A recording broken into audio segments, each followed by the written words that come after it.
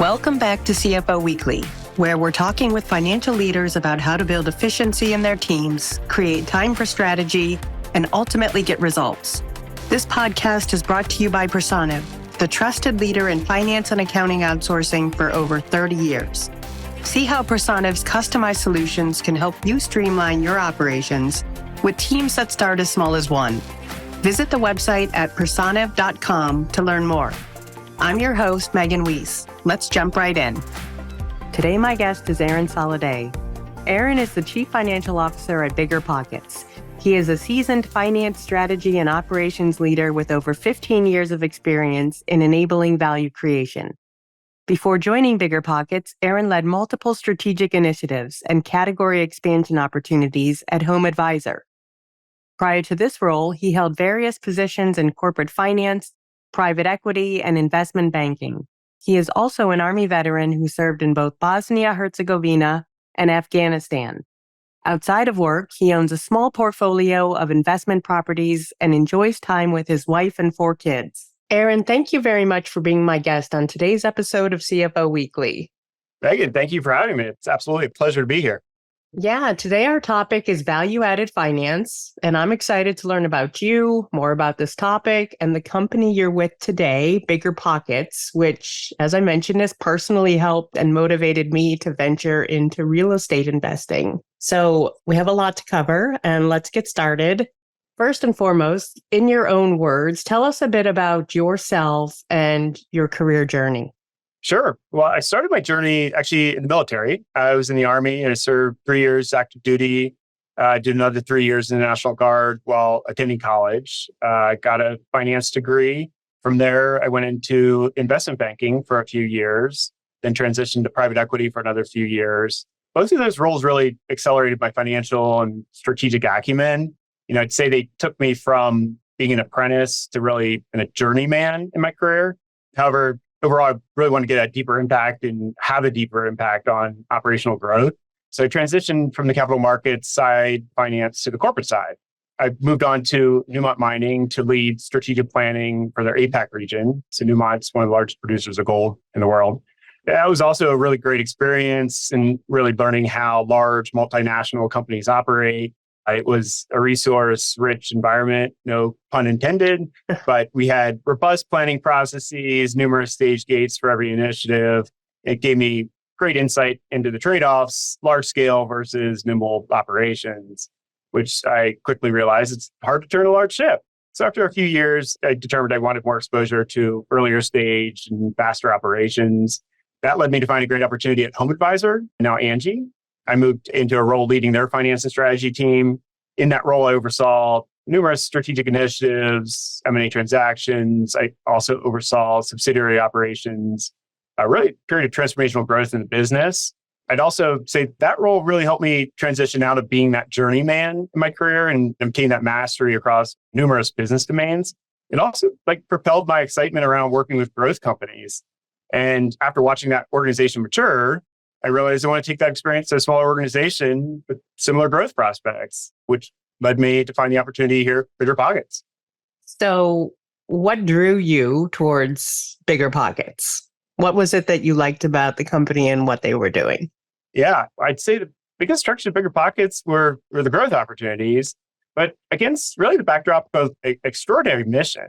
The mission of our company is to help our community gain financial independence through investing in real estate. And whether it's quitting a W-2 job and retiring early or just creating passive income that enables financial flexibility, it's been quite humbling to work here and hear audiences' success stories. And I think a lot of us possibly know about the BiggerPockets podcast, but can you talk about just BiggerPockets in general and what kind of products and what it is they do? Absolutely. So we fundamentally provide educational content, but also tools and connections across our platform. Our content's largely free to consume and offered across a variety of mediums, including podcasts, but also YouTube, social, newsletters, and on our website. We also have a publishing arm with more than 30 titles in our backlist across various real estate topics. But as I mentioned, beyond content, we have a subscription product, which helps users analyze deals and then manage their property. And we also have a marketplace product, which helps our audience connect to investor-friendly vendors, such as agents, lenders, professional services, et cetera. And when you first come into a business, what tends to be your early goals in terms of adding value? How do you find the low-hanging fruit? Yeah, so for me, it's really gaining a deep understanding of the business's operations. I think that's the first step in adding value.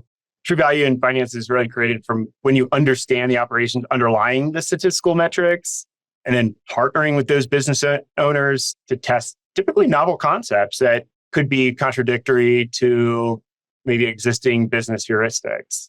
That's typically the first step. Tactically, I also focus on people, processes, strategy. On the people side, are they hungry? Are they humble? Are they smart? Do you have the right people in the right seats? Are there gaps in organization design, or are there gaps in skill sets or knowledge? From a process standpoint, I look at the maturity level of reporting, forecasting, testing, and planning. And are the right metrics being measured? Are those financial outputs built up from statistical or behavioral KPIs? And is there the right level of financial transparency throughout the organization? Those are some of the key processes that I look for. And then on the strategy side, what's the company's North Star? Is it achievable with the anticipated investment? Are priorities and resources aligned? What are the competitive dynamics? Are there any considerations around buy, build, partner? Time, are there time horizon constraints, et cetera? Those are probably the three tactical areas that I look for in the business to drive the most value across people, processes, and strategy. As far as operations, I'm always reminded of on the show Undercover CEO, where the CEO gets immersed in a business by really being in the weeds with the employees. But how is it that you go about understanding operations? Yeah, so I think fundamentally it's partnering with business owners. So for instance, here at BiggerPockets, I haven't personally been on a podcast, but I work with everyone that's directly involved with making the podcast. I sit next to our head of publishing. So I understand the evolution of writing a book from start to finish and all of the processes that go into writing a book. From a technical standpoint, I think it's really important to understand the product roadmap and what's going on in the ceremonies of the technology team from start to finish. How are initiatives being prioritized? And what are some of the retros that are happening in areas that your product maybe wasn't successful? So I tend to try to be involved in operational meetings. We actually have op reviews with every one of our functions as well to go through, really do a deep dive into their business and what's going well, but also what's not going well. And trying to understand how we can be helpful in testing something new or coming up with new insights in the business by partnering with them. And in your current role as CFO, is it the case that you now have more freedom than ever to assess possible savings or areas where efficiency and productivity could be upped? Yeah, it's a really good question. I'm not sure I have more freedom to assess, but I definitely have more freedom to implement. But fundamentally, I'm actually a big believer in revenue before cost. I think cost savings opportunities are an easy way out of right-sizing a P&L. So I like to over-index my time on revenue enhancements, which are much harder, but tend to have a greater impact, both tangible and intangible. The intangible aspect really could be the company culture. I found that employee sentiment can change in a cost-cutting cycle, which is why I prefer to spend more of my time on revenue enhancements. This could be creatively taking price. It could be pursuing an acquisition. It could be pursuing partnership opportunities. It could be changing a refund or credit policy. But ultimately, I really try to over-index my time on those revenue enhancements versus cost-cutting exercises. Sometimes those are necessary, but I prefer not to take key resources away from the team if at all possible. And are there things that you can do at BiggerPockets that you might have been frustrated at not being able to do at previous, less nimble companies? Yeah, that's a really good question as well, Megan. I think it's really guiding strategy at the highest level. Some of the biggest economic mistakes I've seen in previous organizations was bad strategy. What I've seen is leadership can become really consumed with yesterday's variances, and they miss that invisible asymptote that's right around the corner in their company's growth profile. I've also seen cases where there's been poor scenario planning or actually not compiling or investing in those a set of coherent actions that support the plan or the strategy. So being able to identify, analyze, and invest in the right items is really the critical key to success in strategic planning. And I've been able to lead that process here at BiggerPockets, which has been really exciting. And do you think it's the responsibility of the CFO to always be making improvements? Is it possible that a company can get to a point where this is the best we can do? Yeah, I think that's a good question. I personally believe there's always an opportunity for continuous improvement. And honestly, I haven't come across a position where more value couldn't be added. However, I've definitely seen situations where it's hard to get alignment for opportunities that could drive value. And it's typically due to a business heuristic where stakeholders believe it's true, but it hasn't been tested, or maybe hasn't been tested in the current environment. It also could be just the perceived level of risk, but that can always be mitigated with appropriate testing. So if a business truly believes it needs to pursue unethical tactic to drive value, then I'd probably go back to the core tenets of people, processes, and strategy to determine where improvements need to be made instead of compromising any boundary or believing that additional value couldn't be added. And when you're implementing a new project, how do you go about getting buy-in from both your team and the business as a whole? Yeah, I think the best way to get buy-in is really developing the appropriate test, right? Or having the appropriate data within the conversation. So I think the places where you don't have buy-in are where the organization believes something's true, but may not be true. And until you have that data, it's really hard to get alignment. So the best way I've found to get data is whether it could be a survey, it could be getting customer feedback, it could be usability labs, it could be developing a test at a smaller scale and ideally bootstrapping that test, and then bringing data with ideally statistical significance that would be representative of what that initiative could be when you scale that into a larger size. So I believe in using data to try to gain alignment within the organization.